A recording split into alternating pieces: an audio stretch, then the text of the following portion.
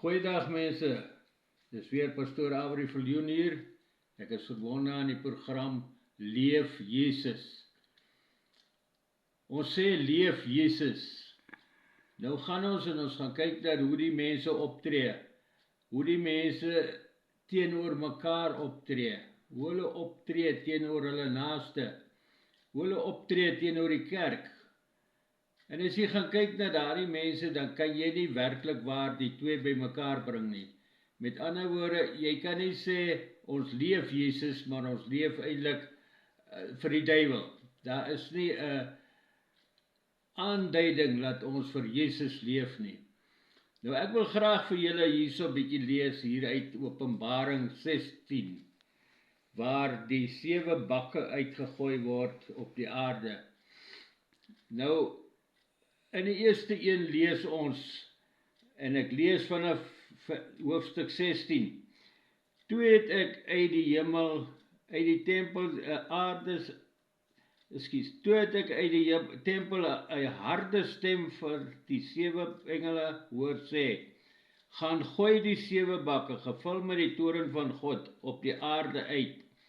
Die eerste engel het toegegaan en sy bak op die land uitgegooi. Daar was kwaadaardige en pynlike swere uitgekom aan die mense wat die merk van die dier in hulle gehad het en wat sy beeld aanbid. Die tweede engel het sy bak in die see uitgegooi. Dit het bloed geword soos die bloed van 'n dooie.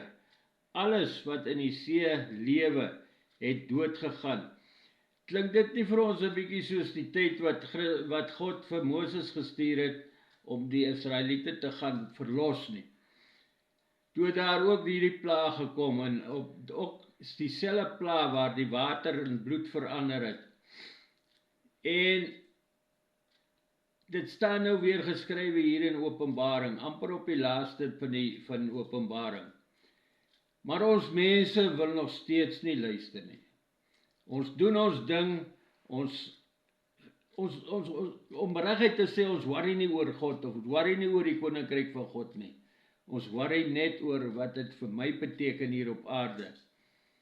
Jy weet, ek is nou al 'n paar keer genader deur die Illuminati, om by hulle aan te sluit. Nou mense, dit is 'n sataniese orde. Dis die, wat hulle praat van die nuwe wêreldorde wat gaan bewind gaan kom. Nou hulle het nou al 2 keer vir my gesê, asseblief kom sluit aan by ons. Nou wat beteken dit as ek aansluit by hulle? Dit beteken ek verloon Jesus. Net soos wat sy disippels hom verloon het, toe hy gevange geneem was. Ek stel nie belang daarin om Jesus te verloon op daardie manier nie. En ek het vir daai eerste ou gesê reguit, ek sê, ek stel liewerster belang om God tevrede te stel, as wat dit vir my beteken, ek moet by julle gaan aansluit. Julle kom met hierdie vreeslike mooi stories van, jy kry 2 miljoen rand in jou rekening in, jy kan vir jou in die land waar jy bly 'n huis gaan kies van oor 1 miljoen rand, jy kan vir jou 'n kar gaan uittrek, man, dit is, as jy by hulle aansluit, is jy skatryk, dis waarop dit neerkom. Maar, wat is jou siel vir jou werd? Is jou siel vir jou daardie gelde werd, of is dit meer werd?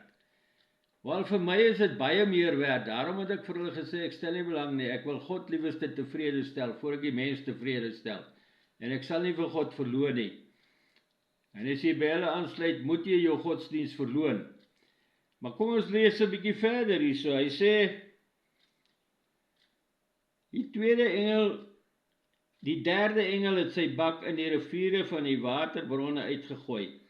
Dit het ook bloed geword. Toe het ek die engel wat oor die water toesig hou hoor sê, U is regverdig, U wat is en wat was, U die heilige, omdat U hierdie oordeel voltrek het. Want hulle het die bloed van die gelowiges en van die profete vergiet, en U het hulle self bloed laat drink. Dit het hulle verdien. Toe sê die engel wat oor die altaar toesig hou, Ja, Here God, almagtige, betroubaar en reg is U oordeele. Die 4de engel het toe sy bak op die son uitgegooi, en daardeur is daar aan die son die vermoë verleen om die mense met vuur te brand. Nou mense, julle wat so hou daarvan om te gaan lê langs die see en te gaan tent, soos wat julle dit sê, julle weet, as jy so vir 'n halwe dag in die son gelê het, hoe is jy al verbrand?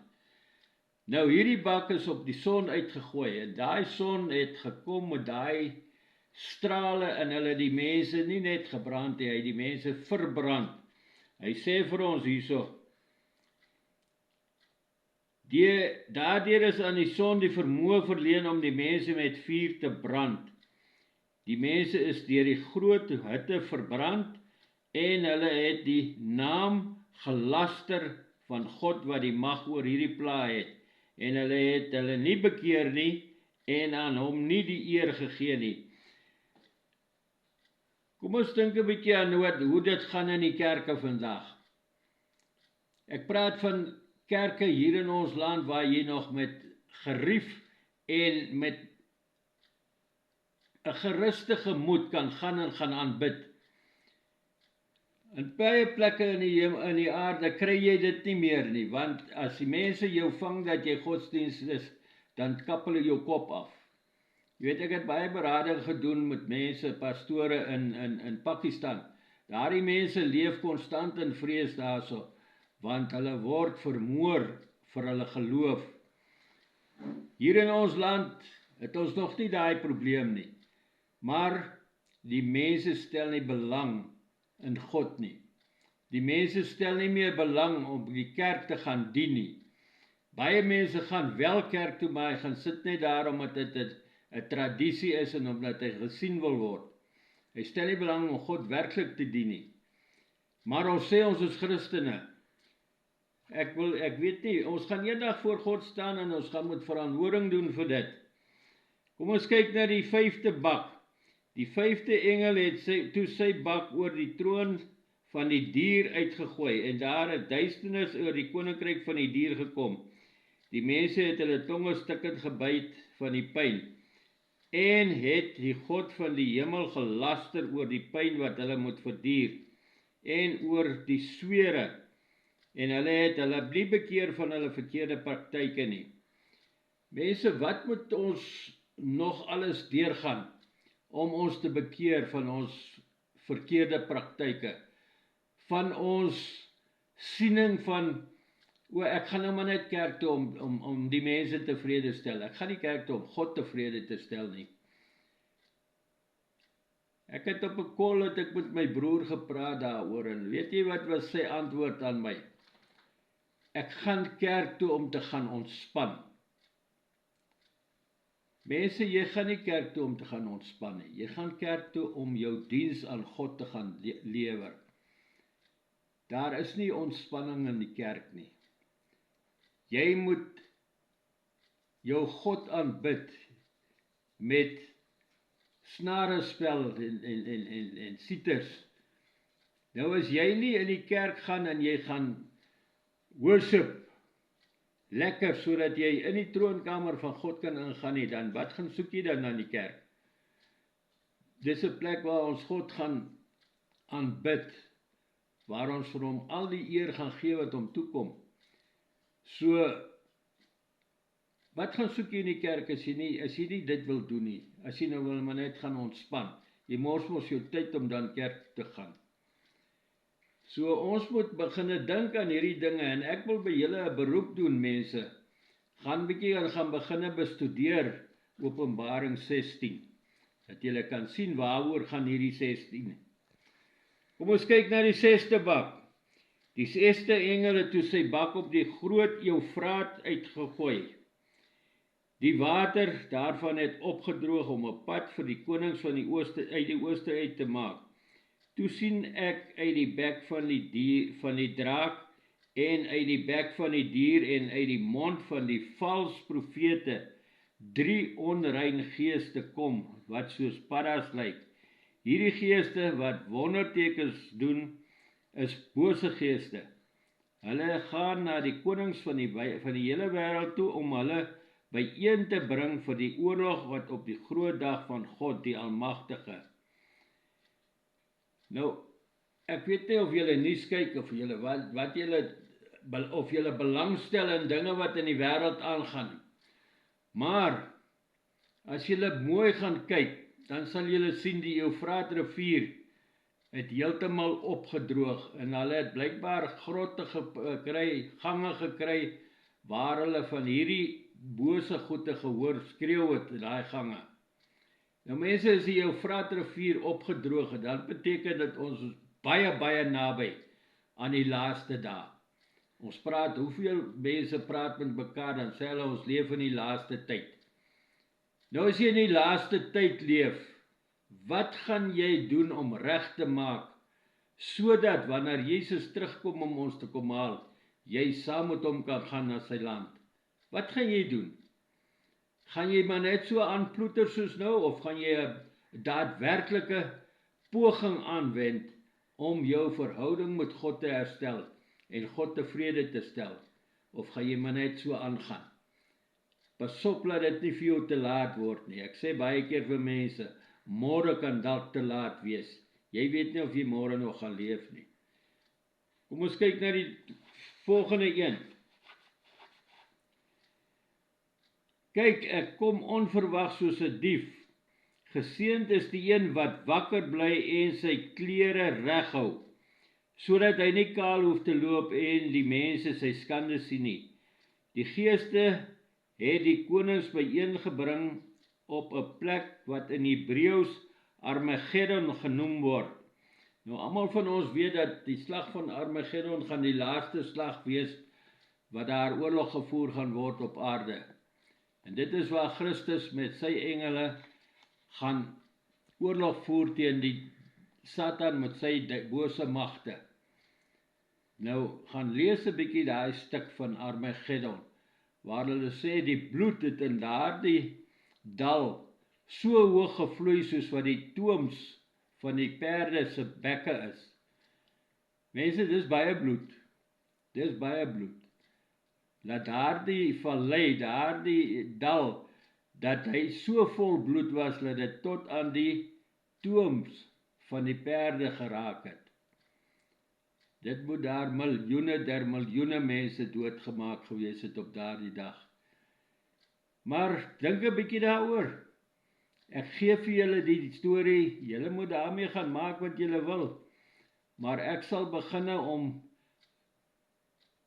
bekommerd te raak oor waar gaan ek heen as ons op die laaste is. Gaan ek net aangaan so, of gaan ek regmaak dat ek reg is as Jesus Christus kom? Kom ons lees verder, hy sê daar die 7de bak. Die 7de engel het toe sy bak in die lug uitgegooi. Van die troon in die tempel af het daar 'n harde stem uitgeroep: dit is verby. Toe het daar weerligstrale, drenings en donderslag gekom. Daar was ook 'n groot aardbewing soos daar nog nooit was vandat die mens op die aarde gekom het nie. So 'n geweldige groot aardbewing was dit. Die groot stad het in 3 dele geskeur en die stede van die nasies het in mekaar gestort. God het nie vergeet om vir die grote Babylon die beker met die wyn van sy gloeiende toren te gee nie. Al die eilande het verdwyn. Die berge was daar ook nie meer nie. Groot haalstene, omtrent 50 kilogram swaar, het van die hemel af op die mense geval. En die mense het God gelaster oor die plaag van die haal, omdat die plaag verskriklik groot was. Nou mense, dink vir jouself in. Jy staan hier op aarde, en daar kom val 'n haalkorrel bo op jou, 50 kilogram swaar. Nou dink 'n bietjie dat hy ver van bo af het hy nou gekom, en hy kom met 'n spoed, en sy spoed word al vinniger, hoe nader hy aan die aarde kom. En as daai 50 kilogram haalkorrel jou tref, wat bly van jou oor? Niks nie. En dit is dinge wat God ons mee gaan pak slag gee, om het so te stel. As ons nie gaan doen wat hy wil hê ons moet doen nie, as ons nie gaan wakker word nie, as ons nie ons verhouding met hom gaan herstel nie. As Jesus Christus op daardie wit perd klim, en hy vra, wie is bereid om saam met my te gaan? Dan moet jy bereid wees en jy moet reg wees, sodat jy saam met hom kan gaan oorlog maak. En Dani Botha sing 'n baie mooi lied, maar hy sing hom in Engels. Wie gaan saam met die Here ry? Wie gaan saam met hom beklei? Wie gaan saam met hom alles doen tot op die einde toe? Wat is jou antwoord? Is jy reg om te gaan as Jesus Christus vra dat jy moet saam met hom gaan veg? Is jy reg daarvoor? Of is jy nie reg nie? Dink 'n bietjie baie mooi. Jy weet, hulle sê die pad na die verderf is 'n baie breë pad en baie sal daaroor gaan. Maar die pad na die hemel toe is 'n baie nou paadjie en God sê weinig sal daaroor gaan. Dink 'n bietjie na. Is jy 100% reg om daai nou paadjie te loop en by die hemelpoorte in te gaan, of is jy nie reg daarvoor nie? Mense, kom ons lees net hier so 'n bietjie. As gevolg van hulle verharde houding tref God se oordeele nou finaal met weerligstrale, drenings en 'n aardbewing. Babylon, die stad van Rome, kon ook aan die beurt en as gevolg van sy aanslag teen die goddelose, daar is meer omtrent Babylon en die betekenis wat in Openbaring daaraan geheg word, aan die aantekeninge van hoofstuk 14 vers 8. Die feit dat die stad simbolies van Rome in 3 verdeel is 'n bewys dat dit heeltemal verwoes is. Die stad Babylon is heeltemal verwoes. Hy's in 3 dele geskeur. En daai 3 dele is 'n bewys van hoe erg daardie aardbewing was. En dan kom die haalkorrels uit die lug uit. En daai haalkorrels gaan vir ons tref met 'n geweldige slag. Ek wil nie daar naby wees waar daai haalkorrel kom tref nie. Want ek dink nie dit gaan 'n lekker storie wees nie. Dink 'n bietjie vir jouself, jy staan hier op aarde en hier kom 'n rots van 50 kg gewig en hy kom val hier bo op jou of hy val langs jou of wat. Hoe 'n skudding gaan dit veroorsaak? Dink 'n bietjie daaroor na, mense, en dan gaan dit nou nie net daardie een wees wat val nie. Dit gaan haalkorrels wees wat val om die aarde skoon te maak, te vernietig, om die mens te vernietig. Omdat die mens nie belangstel om sy verhouding met God te herstel nie. Omdat die mens nie meer belangstel om Jesus Christus uit te leef nie. Jy weet, Christus gee vir ons 'n opdrag waar hy sê, jy moet jou naaste lief hê soos jouself. Hoe lief het jy jou naaste? Is jy reg om daardie gebod van Jesus Christus te gaan uitleef? Is jy reg om reg te maak met jou naaste? Jy weet, hier in ons land leef ons op hierdie stadium in 'n baie bittere tyd. Ons weet nie of ons môre nog gaan wakker word nie. Ons weet nie of ons gaan oorval word in die nag en vermoor word nie. Daarom sê ek, mense, as jy nie weet waarheen jy moet gaan nie, maak seker jy's reg, maak seker jy gaan na die regte plek toe. Moenie toelaat dat jy onverwags gevang word en dan weet jy nie wat om te doen nie en jy weet ook nie waarheen om te gaan nie. Ons is lief vir God. En as ek sê ek is lief vir God, dan moet ek sy gebooie gaan uitleef. Ek moet Jesus se gebooie gaan uitleef. Ek moet my medemens ken. Ek moet my medemens help. Ek moet met die liefde van Jesus my medemens gaan bedien. As ek dit nie bereid is om te doen nie, kan ek nie sê ek is 'n kind van God nie. Asseblief, mense, ek vra weer, Maak seker julle is reg. As jy nie 'n weergebore kind is van die Here nie, maak seker jy word 'n weergebore kind van die Here. Maak seker dat jy kry die reg om te kan sê, ek is 'n kind van God. En dat jy weet waarheen jy gaan. Ek sê weer, my selnommer is 083-245-9507. Indien jy wil regmaak en jy weet nie hoe nie, skakel my, ek help jou. Maar maak net seker jy's reg. Wil jy of wil jy nie deur die nou poort gaan? Of wil jy deur die breë poort gaan? Wat wil jy hê? Watter pad wil jy gaan loop? Die pad saam met die mense of die eensame pad waar jy as kind van God jou medemens moet dien, jou God moet dien en jouself reghou om te gaan? Dink bietjie daaraan. Hemelse Vader, baie dankie dat ons vandag weer hierdie woord kon uitbring. Baie dankie